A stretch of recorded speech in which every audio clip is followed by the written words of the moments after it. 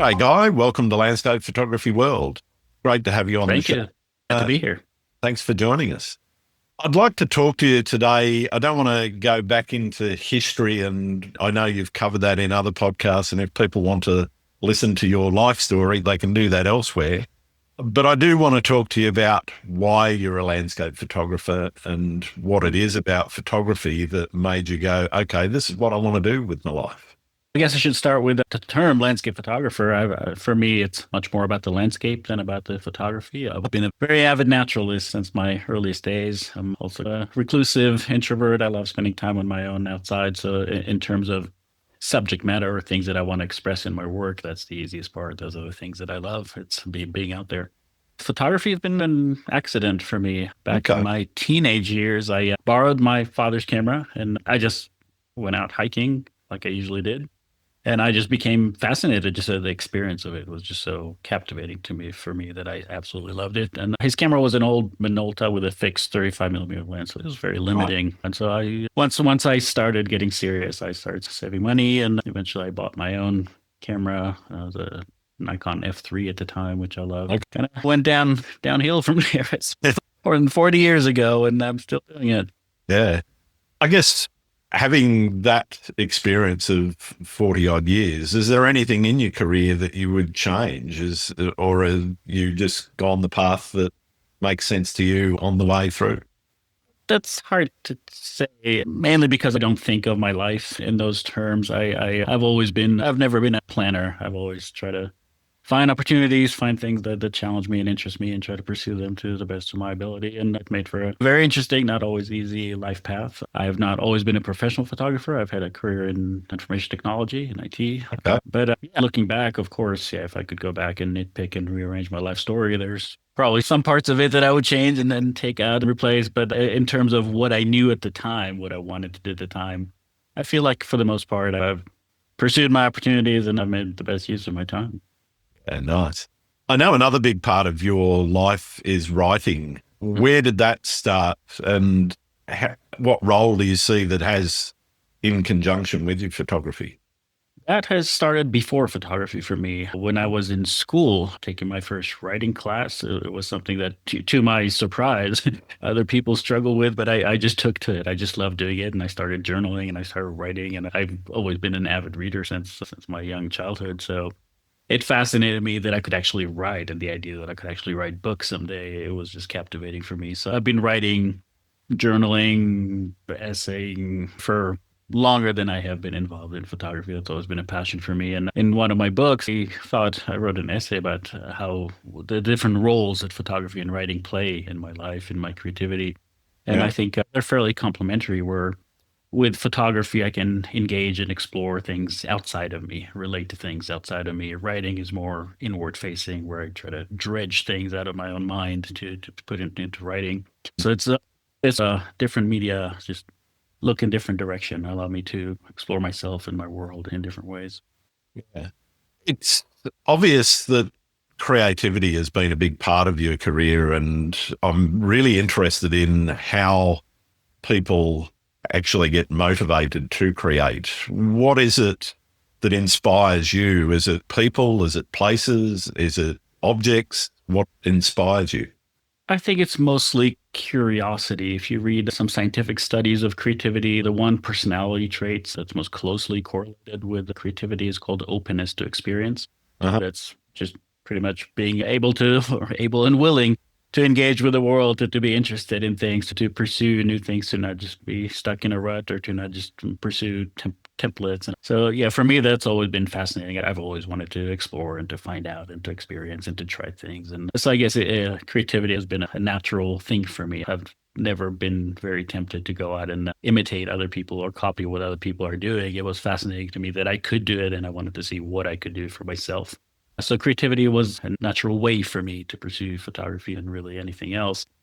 Yeah, the flip side of that is looking at a lot of photography out there. I think one of the greatest challenges that photography has as a medium, especially as a medium for artistic expression, is a very profound lack of creativity. Most photographers go to the same Mm, places, photograph the same things in the same style, process in the same ways. There's a lot of sameness out there. very much. And what I've tried to do in my teaching, in my workshop, in my writing is I try to nudge people to explore creatively, to take creative risks, to not be afraid to fail, to experiment, to try to dredge something out of themselves, to try to express something out of their own experience, their own mind, their own personality, and try to put that into their photographs. And I have found that to be the most rewarding, obviously very challenging, but the most rewarding way to pursue photography, where we're just traveling to a known place according to a plan and photographing the thing that I've knew I would photograph and coming back with a trophy. That to me, it never felt like a great accomplishment. That the experience Yeah. was enjoyable, probably the travel enjoyable, being with people is enjoyable, seeing interesting places enjoyable. But in terms of a creative endeavor, in terms of a creative project, it just for me, it just didn't check that box. It's just the plan was carried out. The mission was successful. And that's not how I think about photography. Photography for me is a way of just, I want to be open to the world. And every now and then something inspires me, something interests me, fascinates me. And I want to try to express some of that in a photograph. That is a much more interesting way for me to practice photography. Interesting. You've opened up a number of themes there that I want to explore in a little bit more depth. We'll come back to the one about the photography's place in society and how photography, as you said, can be very samey, but let's park that for a bit. I want to talk a little bit about your own creative challenges and how you've Mhm. gone about, I guess, satisfying those. You said that you are looking to challenge yourself. In what ways do you try to do that? And what ways do you try to experiment with both technique, but also in looking at how you're seeing the world? Obviously, that's evolved over the years. Initially, Sure. you don't have technical mastery, then the challenges are technical. But once you get to a point where you can make the camera do what it can do for you, where you end up start just looking at the world and then trying to find compositions that are at first visually appealing. And then you up the bar even more and you try to find things that are not just visually appealing, but also expressive, that actually express something about your mood and then your feelings, your emotions, your experience, your state of mind at the time. And so for me, it's not just finding challenges, but also once I've gotten to a point where I've met those challenges, I try to go further. I try to push the envelope a little bit further. And to me, that's what keeps it interesting. If you're familiar with the effect of flow, was described by a psychologist named Mihai Csikszentmihalyi. He talks about something Mhm. called the flow channel, and the flow channel is a balance between your skill level and the difficulty of the task. So, low skill, you're within the channel pretty early because everything is challenging. But once you Yeah. gain enough technical skills, once you have enough experience, you have to find greater and greater difficulties, greater and greater challenges to stay within that flow channel, to challenge yourself enough that whatever you're doing consumes your cognitive resources to a point where you're just all your attention is invested in what you're doing. So I guess for me, that's you talk about challenges. I can't say that X has been challenging or Y has been challenging. It's just been an evolution. I think for me, if I had to characterize it at a greater sense, what the greatest challenge for me is, for me, I've always lived and carried myself and been out in the world wanting to pursue experiences, wanting to pursue meaningful, interesting experiences. So, first of all, finding a way to integrate photography into that, and then finding a way for photography to enhance those experiences. So, when I'm out there, when I'm having a meaningful experience, when I see something that's inspiring or fascinating to me, not just record it, but actually bring in photography as a way to deepen and then make the experience more complex, find a way to express it in photographs, find novel ways to think about it photographically, visually. And it's an ongoing challenge. The more I do, the greater the challenge that I set for myself is the next time. Yeah. I think what you're saying there in terms of that emotional or I guess feeling of a connection both with the place but also the specific subject within that place is really important. How do you, I guess, what techniques are you using or what things are you trying to do when you're trying to pull those emotions out? Is it partly about what you're feeling at the time, or is it more about how you're reacting to the landscape that you're in? A big part of it is not intuitive, is actually recognizing what it is that you're feeling and want to express. And that's a direct result of practicing mindfulness. Mm. Mindfulness is about bringing your conscious attention to your experience in real time, realizing what it is that you're feeling, what thoughts are coming up in your, not just things outside of you, but what thoughts are bubbling up in your head, what feelings are going on inside you, And then once you become conscious of those things, which surprisingly most people are not most of the time, but once you become conscious of those things, then finding the things in your environment, visual cues that might connect with those, then it becomes more of a creative challenge. But I think first, just you're in a place, and for most people, you encounter something beautiful, and you just go, "Wow, what does wow mean?" Yeah. What are you thinking? What are you feeling? What else is happening in your life that's contributing to how you're feeling and how you're interpreting things, and why this particular thing caught your attention? Those are things that for most people are subconscious, and I think part Mhm. of mindfulness is making them conscious, and the other part of that is eliminating distraction. So if you're worried about other things, if there's other people around you that are distracting your attention, if you have something coming up in the future, if you're thinking about something that you've done in the past that you're regretting, all those things will take attention away from that creative act, from that experience of the moment. And so corralling your attention into what you're doing, into that creative challenge that's ahead of you, so that you're not just experiencing and recognizing what you're experiencing, but actually completely mindful of all the things in your environment. We're consciously aware of just a tiny fraction of what's in front of our eyes, even though we So, walk around with this certainty that if something happens in front of my eye, for sure I'm going to see it and notice it. There's going to be an obvious photograph. That's a fallacy. If you sit down and pay attention and empty your mind and try to pay attention to every tiny little detail and nuance and where the light is coming from and all the colors and lines and shapes and visual elements that you have to work with, you'll realize you have a very rich environment almost anywhere that you are. If you yeah. only take the time to make yourself conscious of it and to think about how you can use it in a visual composition. So, yeah, I think for me, that's a lot of things that tie together into it's not just photography, it's not just going to pretty places and making pretty pictures of them, but it's a very complex, multidimensional experience. You touched on something that a lot of photographers talk about, particularly landscape photographers, is taking your time and slowing down. The very act of doing that, both in your mind, taking away those things that have been cluttering your mind, whether it's the drive to the location or the busy work schedule that you've had, etc.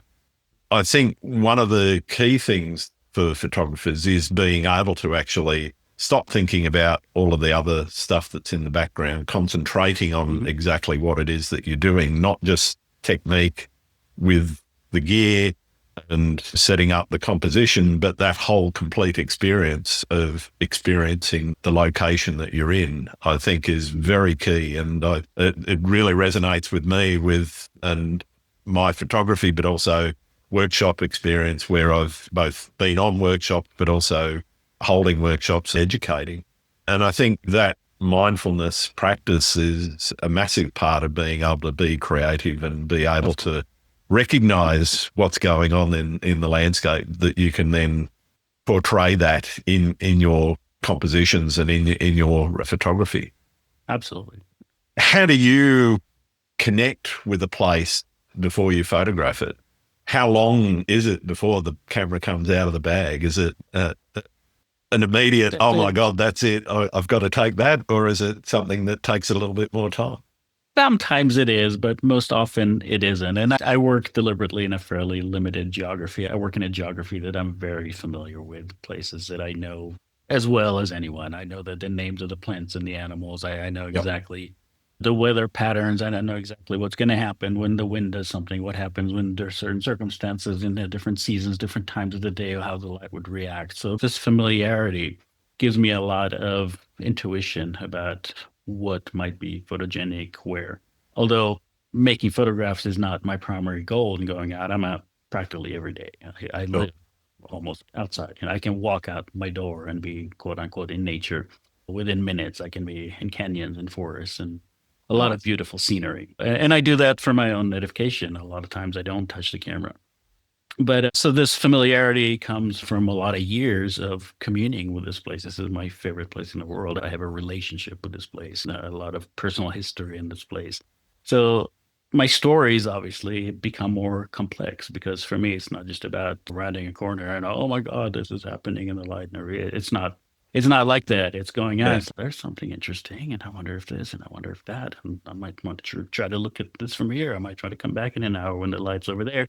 So it's a more nuanced process for me than just going out and just being passive and waiting for things to hit me. It's when I feel inspired, I'm mindful of things that I recognize, that I'm familiar with, that I know how to work.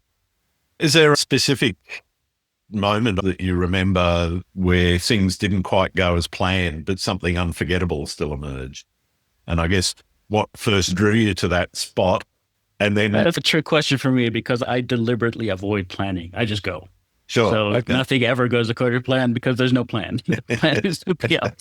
fair enough. Yeah, but yeah, every now and then, of course, out in nature, I can't predict anything. I can't predict a lot of things, and every now and then, something would catch me by surprise. But it's usually not something photographic. I've had to think of a. Well, I was walking down a canyon once, a fairly narrow canyon, and I rounded the corner, and I hear some noise ahead of me. And as soon as I walk around, there's a bighorn sheep ram. There are these big rams with big Yep. rounded horns. And he's not very far from me, and he's standing and looking at me. And I thought, oh, that's interesting. And I just stood still because I didn't want to scare it. And I could see that he was nervous, and I didn't know why it was nervous. It was just the two of us there. It was plenty of distance. And suddenly it lowered its head and started charging me. And oops. It turns out that where he was standing, he could not get out. His only way to get out was to Couldn't run back right by off. me and go up over my head on a little hill. But it scared the bejesus out of me when it was running toward me because I didn't have too much room to go anyway. But so those are the kind of things that I would say catch me by surprise and maybe not the things that I expect, but I welcome them. I love surprises like that. As long as I get to walk away, then everything's good. You talked a little bit about where you live and the fact that you've got intimate knowledge of both the place, but also the flora and fauna there. What drew you first there to go and settle down there, first off, but also to get out into nature in that place? It's actually an interesting story. I almost hesitate to say I was born and grew up in Israel, and I hope people listening, please don't associate that with any assumption about any political thoughts that I might have. I left for a reason. But when I was serving my mandatory, I guess I would call it service, I would use other words for it. We were stationed out on the Golan Heights, and the military brought in some care packages and some books for us to read. And one of those books happened to be a book by an author named Edward Abbey called Okay. Desert Solitaire. And it was a book about his time as a ranger in what was then Arches National Monument. Today it's National Park outside of Moab back in the 50s. And I was just fascinated by his descriptions of this landscape. It just sounded incredible. And also, I was in a very bad state of mind in the military. That was not a great time in my life. I am not the kind of person who would thrive in a military environment. So I just really sunk into that book. I just escaped into this world of this beautiful desert landscape. And then years later, in the mid 90s, I was studying and teaching at the Tel Aviv University. And that was right around this new invention came out. Maybe you heard of it. It was called the internet. And that might be big someday. And, Yeah. anyway, I was fascinated by that. And I was working part time at the computer center with the people at the computer center. I had a pretty good experience with internet technologies. And suddenly my skills were very much in demand. And I got hired by a company that wanted to open an office in Silicon Valley in California. And they brought me out there and I worked on the project and they offered me a permanent job, which it was obvious to me that I wanted to stay. And then I had a little bit of time, and I remember that book by Edward Abbey, and I thought I'm within driving distance of this desert landscape. I should go look at it in person and just see those places that I only read about. And there aren't many moments in my life that I remember with that much clarity, but I remember just arriving in this really remote part of Utah.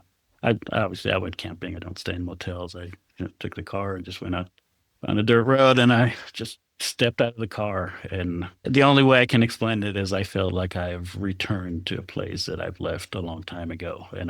But Sure. obviously I've never been there before, but everything just felt so familiar. The smells and the sounds and the light and the texture. And it was like, this is my home.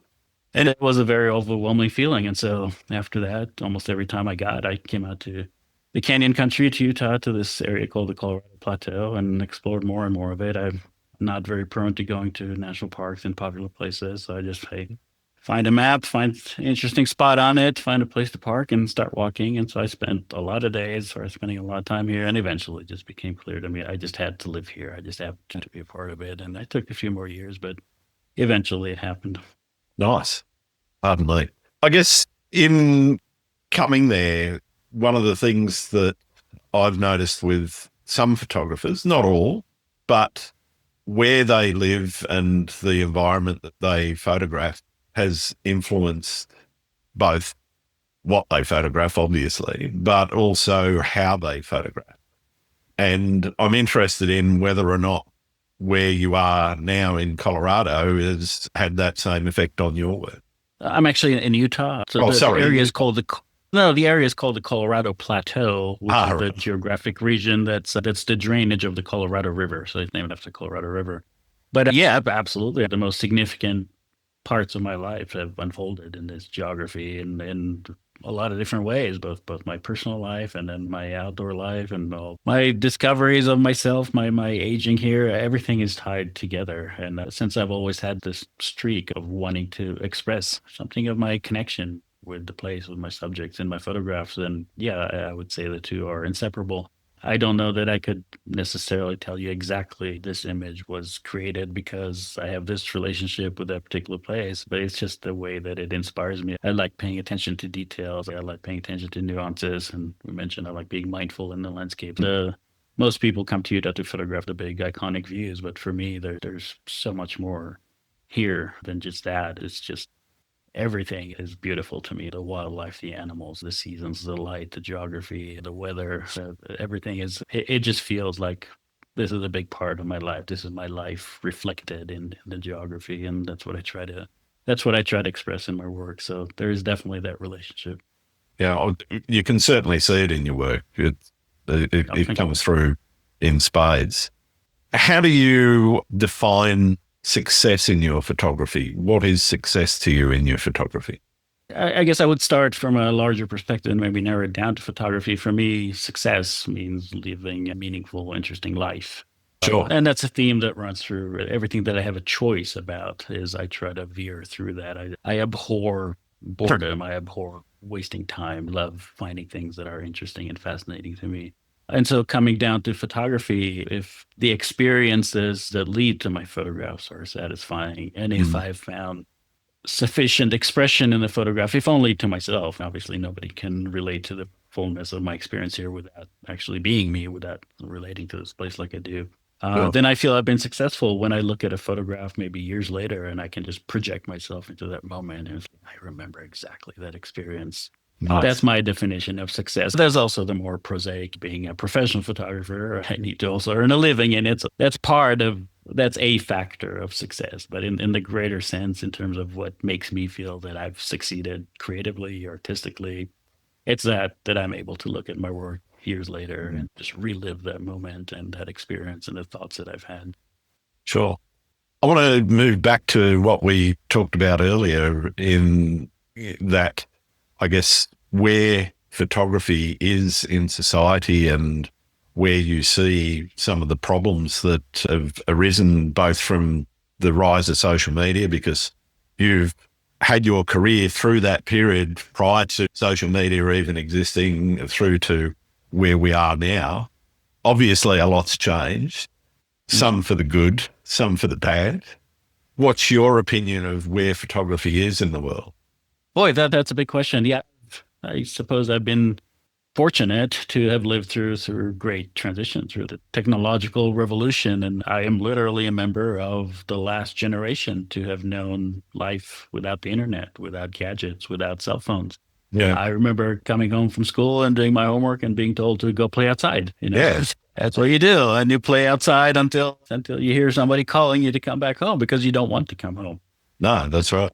So yeah, that was a very different way of life. And I've also had a career in technology. So I've had a front seat to a lot of these developments. I understood a lot of what was happening and how it was happening. It was very interesting. Yeah, technology has for sure revolutionized and in a sense democratized a lot of photography. There are a lot more people practicing photography today. It Sure. has always been a very popular hobby, but definitely not to the same extent. Photography has also had and technology have also had a huge impact on the places that I like to work. I remember in the 90s going out into the places out here in the desert, and I could just pretty much toss a tent anywhere and not see anyone for 2 weeks. Yeah. And there are a lot of places now where you just can't do that. They're just people all the time. And a lot of Mm. places have been impacted negatively by increased visitation.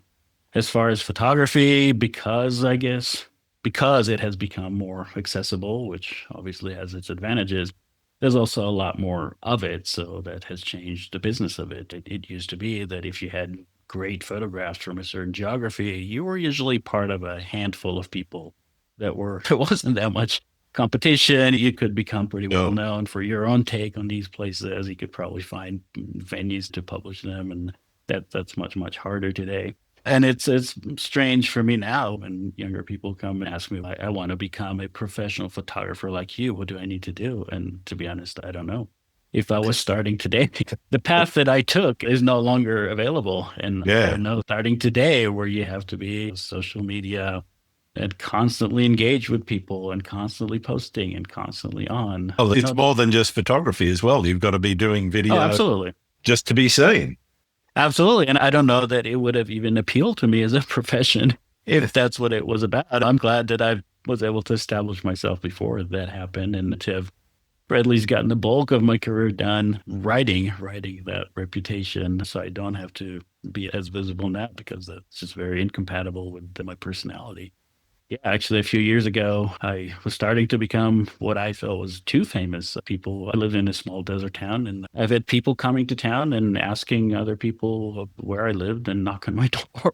And it made me extremely uncomfortable. And I Wow. decided to actually scale back my public activities because I didn't want to become more famous than that. I didn't want people chasing me around.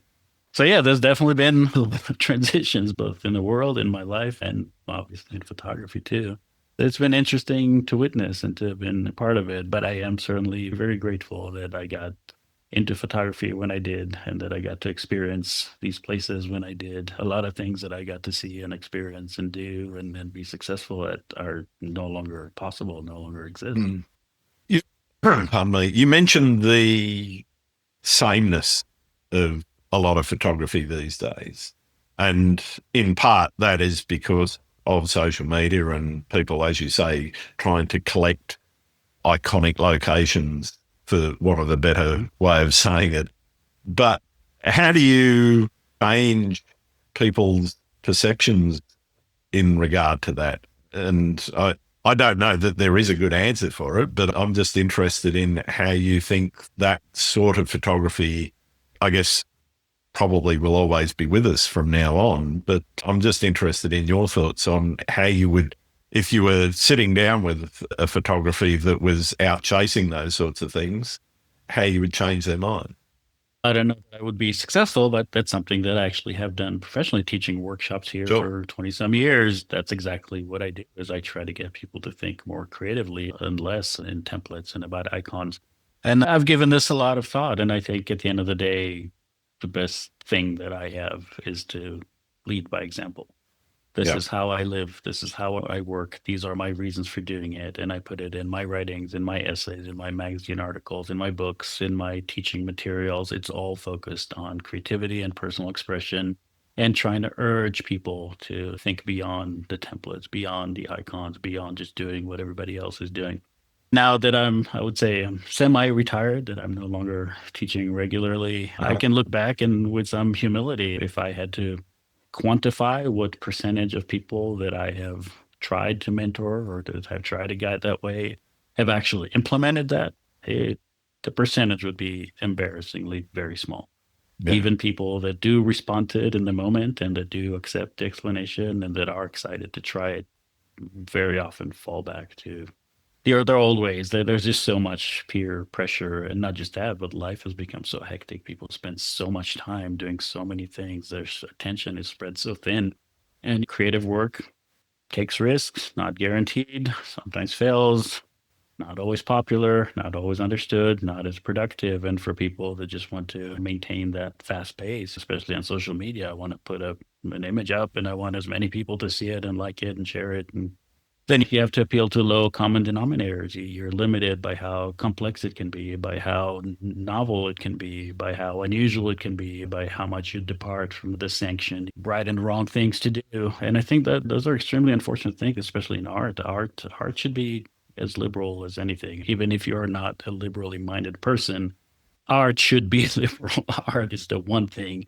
where people should be free to express themselves in any Absolutely. way that they want. And I think there's so much pressure in the opposite direction that it's unfortunate. And like I said, the best I can do is just demonstrate how I do it and why I do it and how it works for me and how it's made my life richer. I have and have had a pretty incredible, very interesting, very diverse life. And I'm now at the point where I pretty much got to a point in my life where I can get up in the morning and decide every day, where do I want to go? What do I want to do? Do I want to write? Do I want to photograph? Do I want to go for a hike? Do I want to go to some scenic canyon? Every single day, I have nothing, and I can still make my modest ends meet. And if that's not something that you aspire to, then I'm not sure I have much to teach you. But that's been something that my whole life I've wanted to do and have strived to get to, and I'm very proud that I've managed to get there. We've talked a little bit about how you've taught.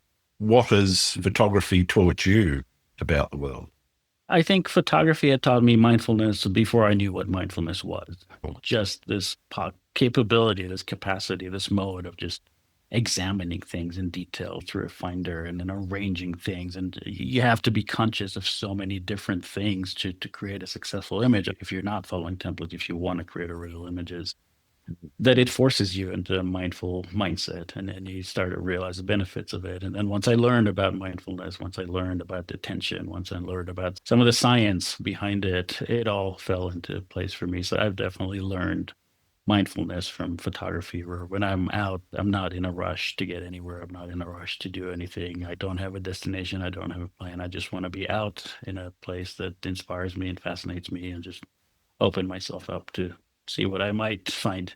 And yeah, it has made my life a lot richer. And when I look at it, even from an even broader perspective, photography has liberated me from the career driven life. Photography has liberated me from the need to live in a city. I don't like living in cities. I can live in a small rural place all by myself. Mm. Photography has introduced me to people that are today my closest friends. So I've gained a lot from photography. There's no doubt.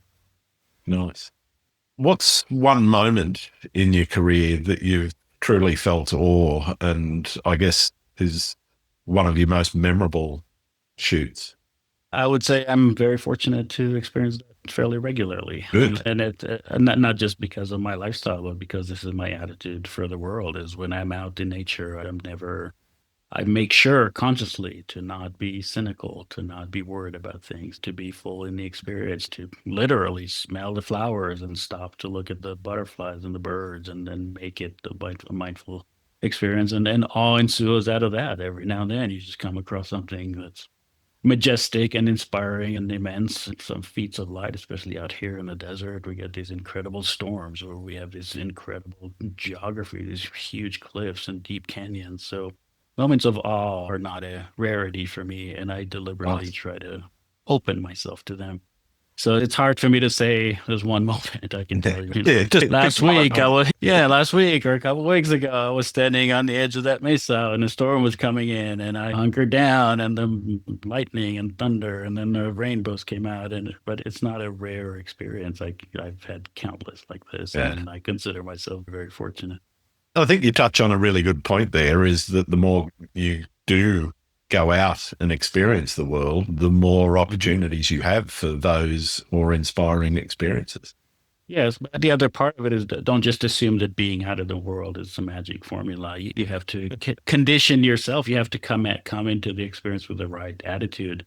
Absolutely. Being able to leave some of the mundane concerns, some of the cynicism, some of that behind, and really allow yourself to be open to these experiences, not just to big, immense things, but every little detail. There's just so much beauty and intricacy and complexity out there that is just fascinating if you take the time to really immerse yourself in it. But you have to put in your share, and nature is not going to force you into it. Absolutely. What role do you think solitude plays in your work? Do you prefer being alone in the field or just sharing the I only experience? work alone. Okay. I only work alone 100%. And I wouldn't say that I wouldn't say this is a rule. It's just, that's the kind of person that I am. I'm very Yeah. reclusive. I live by myself. Most days, I don't even have a reason to go to town unless I need to go to the store to get groceries or the post Sure. office or something like that. So I live in a small house on a dirt road. I only have one neighbor up the road from me, so nobody other than him, who's a single retired person, drives in front of my house. I'm just alone vast majority of the time, and I love it. I know this is not how most people are wired, but that's how I am, and so for me, it absolutely, I would say it's a necessity for any kind of meaningful experience. Okay. No, I'm fascinated by different people's experiences. Many people like going out in groups. Other people they have to be alone to be able to create. And I think it's really important that you find something that you're comfortable with. Absolutely.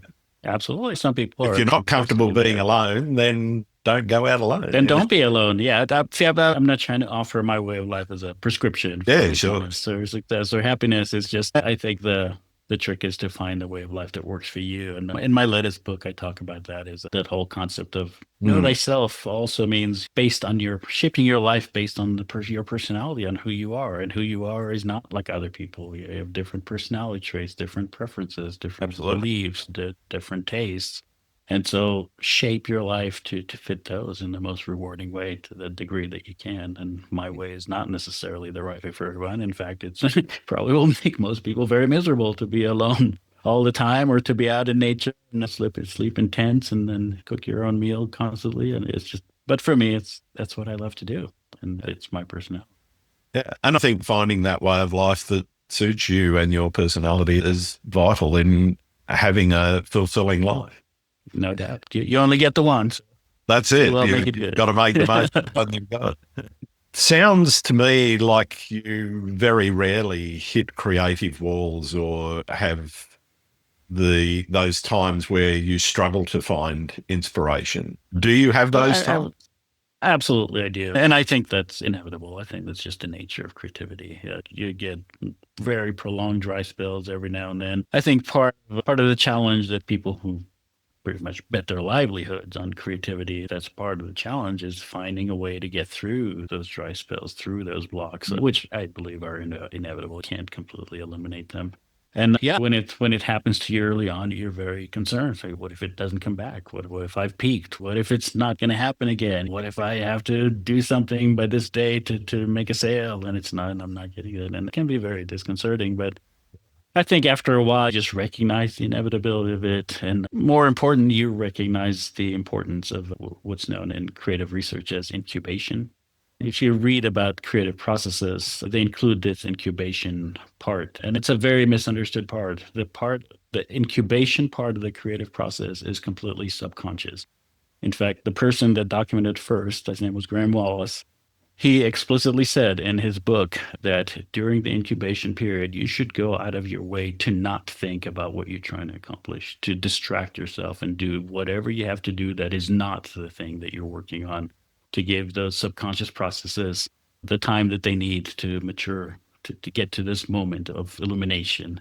And so you recognize that. And so for me, when I go out, I don't challenge myself to make a photograph. I know that the photographs will come when they need to come because they always have. So you learn to trust yourself. You learn to bet on yourself. And so when I go out, sometimes I go to think or to enjoy or to explore some canyon that I haven't seen before. And if I don't come back with a photograph, that's fine. Photographs will come, and enough of them will come. I know this because I've been doing this a long time. I just know how it works. But getting to the point where you can say, yeah, in hindsight, I can see that I really shouldn't have worried about it that much. That's a hard threshold to cross. Yeah. I think it is hard when you're in that state of mind where nothing's coming to you. You're looking around and you're kind of going, I'm not even pulling the camera out of the bag, Yeah. and there's rainbows and unicorns and whatever flying around your head. And you're sitting there looking at it going, no, that's not what I want. And It is especially if really, your time is limited. Yeah, you have absolutely. to get a week off from work and I want to go to the spectacular place and I got to come back with these great photographs and it's just not happening. And that can be very frustrating. But at the end of the day, it comes down to attitude. If you're going to a spectacular place for a week, whether or not you get photographed should not be the measure of whether it was That's worthy. exactly it. The experience of being there, seeing something amazing, experiencing something amazing, focus on that, and photographs will come sometimes or Absolutely. not, and but it would still be a worthwhile experience. I think that's fantastic advice. Speaking of advice, what's the best and or worst advice that you've ever got? Oh boy. I got a lot of worst advices. I don't know about best advice. Yeah, I don't know. I recall at some point that I became very fascinated with studying the history of photography and the writings of great photographers. And I think what has made a big shift in my own life was reading the daybooks of Edward Weston. Not so much for any piece of advice that he gave, which he does, is some really good advice, but for the way that he lived, which I know Yeah, a lot of people will have very, very judgmental things to say about how he lived. But his attitude was that opportunity presents itself and he would go. Yep. He wouldn't get a job, quit a job. He'll go to the market and find a fascinating vegetable, and he's going to spend the next however long photographing vegetables. And he doesn't know if he's going to sell anything, and he doesn't know if anybody would like it. It's just it caught his attention. That's what he wanted to Yeah. do. Got an opportunity to go to Mexico. Sure, I'll go to Mexico. Got an opportunity, got a Guggenheim grant to go photograph in Death Valley. Sure, I'll go to Death Valley, find something to do there. And he was just constantly moving around, trying, experimenting with new things. And he was an incredible artist. And for me, that's very much mimics my personality where I'm not obsessed with safety and security and plans and Yeah. predictability. It's just I like the challenge. I like the changes. I get bored with things when they become too predictable, too repetitive. So I think those societal norms, like I've got to have a steady job, steady income, et cetera, do hold back a number of people from achieving their creative potential. I'm not saying that it doesn't make them worse photographers or better photographers for either limiting their time or extending their time, but I think those sorts of things do sometimes hold people back. Do you agree with that or not? I do, and I hope I don't overstep. I'll try to keep this very politically correct. But as someone who strives to lead by example, that's just something that I feel is important to let people know is don't commit to a life too early. And then I think I see people in their early 20s and they already have started a family and then have a mortgage and they've already started down a very demanding career path. And they don't even know themselves. They don't even know what kind of Sure. life would make them happy. And by the time they do, they already have so many commitments tying them down that they end up adapting themselves instead of when they had the opportunity, just wait to see and adapt life to their own personality, their own desires, their own goals in life. And yeah, that's not something that is easy to offer as advice. I can't tell someone, yeah, just drop your life right now and go do something else. Not really, it's It's not not really practical useful for everyone. advice I agree. for most people. But to the degree that you have choice, to the degree that you have control, to the degree that even with some risk, even with some discomfort, you might get yourself on a track to a much, much more satisfying life. To me, it was always worth it to take that chance. It didn't always pan out, but looking in hindsight now in nearly 60 years of life, I'm glad that I took those chances. Yeah. Nice. I'd like to touch a little bit on the practice of editing and how that has both evolved in your career, but also in how you go about it now that you've got to a point where you're, as you said, I'll use your words, semi-retired. Were you always one to sit back and let things marinate before you actually get into editing, or were you one to get into things and edit as soon as you got back from a shoot? I do, but I want to explain the reason that I do is I think of editing as another opportunity for a creative experience. And Absolutely. but it's not just something you say as soon as I'm done photographing and I come home within the next 3 days, I got to set up time for editing. No, you get to a point where it's just, okay, today feels like a great day for editing. Uh-huh. Whatever, make some good food, pour myself a drink, put on some nice music, make my environment conducive to it. And just this is what I'm doing today. This is I'm gonna sink my myself and my mind into it. And I'm gonna try and experiment with things. I'm gonna take the time to see where it goes. And I'll spend the day editing work from maybe weeks, maybe months, maybe even go into the archives and dig up things from years ago. But I want it to be a rewarding experience. I don't want it to be a chore. I don't want it to be, oh, I have to process this work because I got to get it out. I have to post it. I have to send it. I have to submit it. That then it becomes not enjoyable to me at all. So I don't want processing to be that for me. But when I feel like, okay, I don't feel like going out today, I'm going to sit here and spend a day or half a day or the next couple of hours processing, then I try to make it a comfortable, enjoyable experience. And again, open myself up to creative experiences, creative possibilities, and see where it takes me. So, Nice. yeah, I'm not obsessed with editing things immediately according to any particular schedule. I'm not trying to cut corners. I'm not trying to save time. I'm not trying to use automated tools. I love working with my hands. I love shaping the images and, yeah, just make that the focus of my attention for that period. Nice. What do you see as the biggest challenge facing photographers right now? Oh boy, again, it's hard to detach that from some of the greater challenges in the world, anywhere from politics, climate, artificial intelligence, all those things are going to affect different people. And if they're photographers, then they're going to have some effect on photography. Yeah, obviously, the whole idea of what being a professional photographer and whether professional photography is even going to be needed in most genres is being threatened now by artificial intelligence. I wouldn't say threatened because for some people it might be an opportunity. Yeah. Yeah, as always, the challenge is to stay creative and to find a way to do what you like doing. And sometimes those avenues dry out and you have to find new ways to do things, new ways to experience things. Specifically for my kind of work, where I like to work out in the wild. I like to work alone. I like to work in places that are as naturally, ecologically intact as possible. Those places are disappearing fast, both because of climate change, both and because of increased tourism, and because a lot more people are out there trying to photograph them. A lot of people bring drones and all kinds of other things that change the experience of being there. So to me, that is another great thread. Yeah, I mean, it really depends on how you practice your work, why you practice your work, and the change is inevitable, and sometimes change can be very disruptive. It's just the challenge is adapting. What do you see as the future of photography? Again, if you're a photographer like me, then the future of photography doesn't change. My point in photography is not necessarily to make the prettiest, most sellable work. My purpose in photography is to enhance my experiences in the outdoors, and those are not going to change in my lifetime. At least they will change at some point, but at least for me, I now live in a place and have a kind of life where I'm going to have wild places to be alone and explore for the rest of my days, for sure.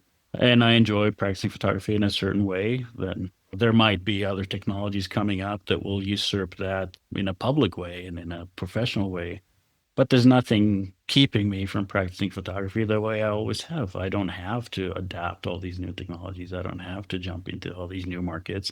I can keep doing what I'm doing. So for me, there's not going to be very much change. But for people are just entering it, for people who are young, for people who are looking into where photography is going to go, there's going to be so many new and a lot of them unpredictable changes that it's hard to say where photography is going. For certain, AI is going to play a big part of it.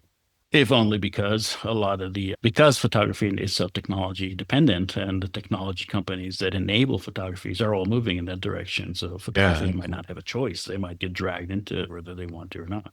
It's in your camera now. If It's you in your bought one camera in and the your last processing 5 years, tools. it's Absolutely. in all your editing software. So Yeah. And if you want to be professional, then it's something your competitors use to try to get a leg up too. So as you're absolutely. dragged into it, because if you don't do it, then you're going to get beat out.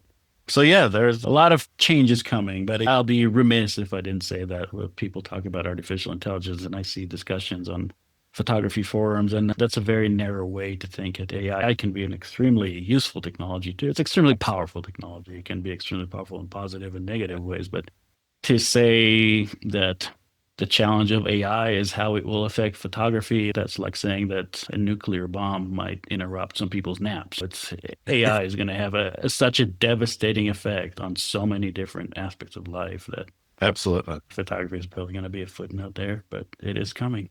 I personally think photography is going to be okay because, as you say, those people that, particularly landscape photographers, I think the biggest threat is for people in the marketing and advertising industry, the product Absolutely. photographer and fashion photographers, because now a marketing exec can just type a few words and pretty much build his campaign around that, and he doesn't need to hire creatives, which is Correct. a shame But not just because photography, music and filmmaking and exactly, white yeah, collar professions like accounting and even law and medicine. AI can replace a lot of professionals in those fields too. So it's going to be absolutely, pretty devastating mm, for good or bad.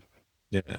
But as the I forget the exact Chinese proverb saying, whatever, with change Maybe, comes opportunity, is yeah, basically. there's also something it's said to be a Chinese proverb. I don't know if it actually is, where if you want to wish someone harm, you wish for them. May you live in interesting time. Interesting time. I think interesting times are coming. And I think they're already. hopefully, oh, no doubt. I'd like to live in precedented times for a little while. Yeah. Yeah. But back to your question, I think for me, photography is primarily about experience. The experiences. It's a byproduct of experiences that for me are not going away. No technological advances are going to deprive me of being able to go out into nature and to practice photography with my 15-year-old camera the way that I always have. My age, I'm not worried about that not being available to me, but Yeah. I think it's something that is definitely will be a concern and definitely will change in ways that are not necessarily predictable for other people. I've got a couple of quick fire questions for you. What's the best thing about being a photographer? Again, I can answer for myself. The best thing about a photographer is that I don't have to have a quote unquote real job. And I haven't had to have one in a while. I'm free to work where I want, when I want, in the places that I love most in the world. And it feeds off itself. It never feels like a chore. It never feels like a burden. So for me, that is the best thing about photography. Photography has set me free in a lot of ways. And I'm extremely grateful that it came into my life and did that for me. Awesome. What about the worst thing? What's the worst thing about being a photographer? Uh, Again, that depends on how you practice photography. The way that I practice photography, if there is no worst thing. If I don't feel like photographing, I don't have to photograph. So whatever the worst thing it can do, I can just turn it off and not have it. It's hard for me to think of a worst part of photography. What do you like to do when you're not out shooting? Oh boy, I have a very diverse list of interests. I love reading. I read a lot. I'm very interested in science, art, music, ecology, psychology, physics, mathematics, philosophy. I just have a very hungry brain. I just constantly have to Mm, feed it with something. Yeah, I love to cook. I love to hike. I love to play with animals. I love a lot of different things that I love doing. awesome. I've only got two more questions for you. First off, I'd like to know if there's any other photographers you think I should be talking to on the podcast.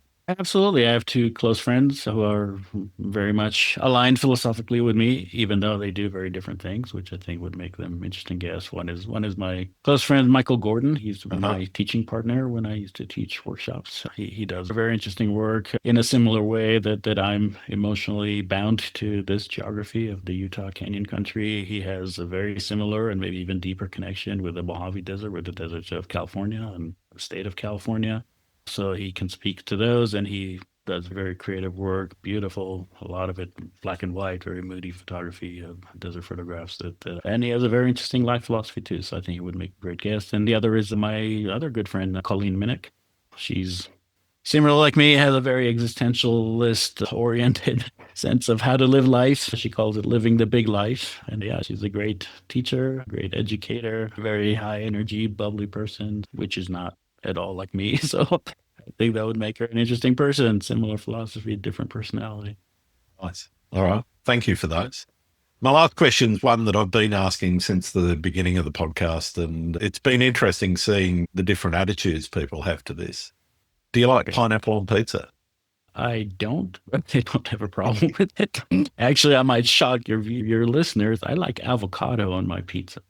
Okay, interesting. I have seen that. I haven't actually experienced it, but I have seen it. And it's probably not a bad addition. Hey, it's your food. Have it your way. No That's matter what anybody thinks. So, that's exactly the right attitude. It's been really wonderful talking to you, Guy. Thank you so much thank you. for taking the time. I really appreciate you sharing your vast experience and knowledge with us. Where can people Thank you find very your much. work? My website, guytal.com, it's the gateway to everything I do photographically, my photographs, my books, my blog. Yep, that's where you find me. Perfect. Thanks very much, Guy. Thank you, Grant. I appreciate it very much. Thanks again for listening to Landscape Photography World. I hope you enjoyed the show and keep listening because I'll be joined by some great guests in upcoming episodes. You can find my work in this podcast at grantswinburnephotography.com, along with prints, photography gear. I'm also on Vero, Photo, YouTube, Instagram, and Facebook. Don't forget to like and subscribe. If you've got a field story of your own, I'm really interested to hear it, so drop it in the comments below. Thanks very much. I'm Grant Swinburne, and I hope to see you out shooting soon.